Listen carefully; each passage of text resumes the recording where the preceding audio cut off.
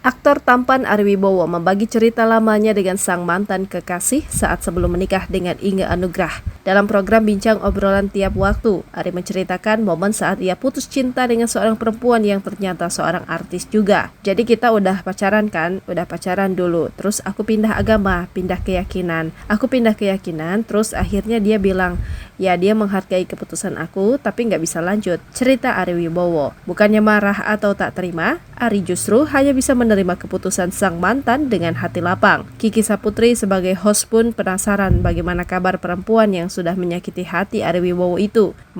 Kita masih berteman, kebetulan dia artis juga, jawab laki-laki dua anak itu sambil terkekeh. Sayangnya, Ari Wibowo tidak mau menyebut nama maupun inisialnya. Warganet pun ikut menebak-nebak di kolom komentar. Diketahui bahwa Ari Wibowo berpindah agama dari Islam ke Kristen di usia 10 tahun. Sebelumnya, ia mengikuti keyakinan yang sama dengan ayahnya. Ari Wibowo lahir dan dibesarkan dalam keluarga yang ayahnya beragama Islam, sehingga ia juga mengikuti agama Islam.